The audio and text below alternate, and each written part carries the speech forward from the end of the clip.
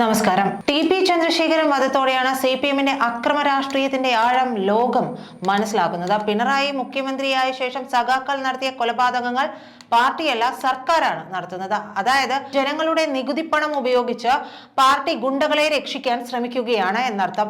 സിറ്റിംഗിന് ലക്ഷങ്ങൾ വിലയുള്ള അഭിഭാഷകരെ ഡൽഹിയിൽ നിന്ന് വിമാനത്തിലെത്തിച്ചു വരെ കേസുകൾ നടത്തി.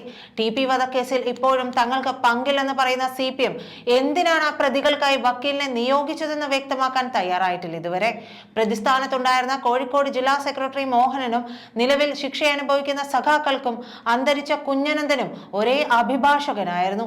ടി.പി. കേസ് നടത്താനായി പാർട്ടി പിരിവൊന്നും നടത്തിയില്ല. പിന്നെ എങ്ങനെയാണ് പ്രതികൾ ശിക്ഷായിളവ് തേടി സുപ്രീം കോടതിയെ സമീപിച്ചതെന്ന് പൊതുജനത്തോട് വ്യക്തമാക്കേണ്ടതുണ്ട്. സുപ്രീം കോടതിയിൽ കേസ് നടത്തണമെങ്കിൽ മിനിമം 10 ലക്ഷം രൂപയെങ്കിലും വേണം. അത്രയും തുക കുടിസുനി അടക്കമുള്ളവർക്ക് എവിടെ നിന്നാണ് കിട്ടുക? ജയിലിൽ കഴിയുന്ന പ്രതികളുടെ പക്കൽ ഇത്രയും പണം ഉണ്ടായിരിക്കില്ലെന്ന് ഉറപ്പല്ലേ?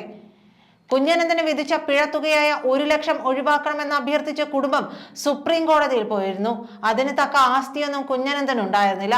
CPM അല്ലാതെ ഇവർക്ക് ആരാണ് പണം നൽകുക? പാർട്ടി പണം കൊടുത്തിട്ടില്ലെന്ന് ഇതുവരെ വ്യക്തമാക്കിയിട്ടുമില്ല.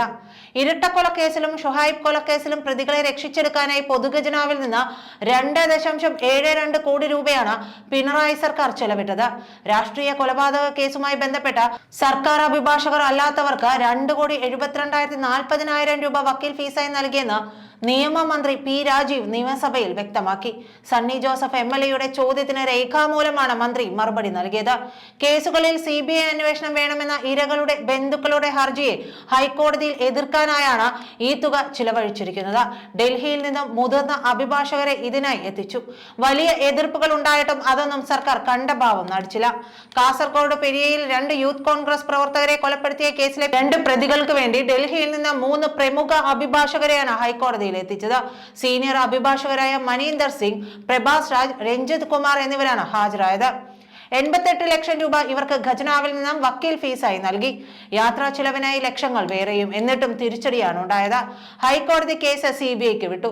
തോൽക്കുമെന്ന് അറിയാമായിരുന്നു. എന്നിട്ടും പാർട്ടി പ്രവർത്തകരെയും അണികളെയും ബോധ്യപ്പെടുത്താനാണ് ഇത്തരത്തിലൊരു നാടകം കളിച്ചതെന്നാണ് ആദ്യം കരുതിയത്. എന്നാൽ പിണറായി സർക്കാരിന്റെ വാശി അവിടം കൊണ്ടൊന്നും അവസാനിച്ചില്ല.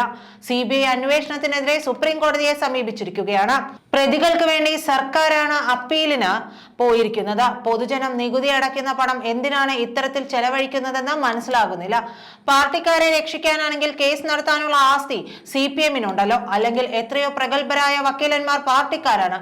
അവരെയൊക്കെ ഏൽപ്പിക്കേണ്ടതിന് പകരം സുപ്രീം കോടതിയിലെ മുതിർന്ന അഭിഭാഷകരെ ലക്ഷങ്ങൾ മുടക്കി കൊണ്ടുവരുന്നത് എന്തിനാണ്? യൂത്ത് കോൺഗ്രസ് പ്രവർത്തകരായ ശരത് ലാലും കൃപേഷും 2019 ഫെബ്രുവരി 17-നാണ് കൊല്ലപ്പെട്ടത്.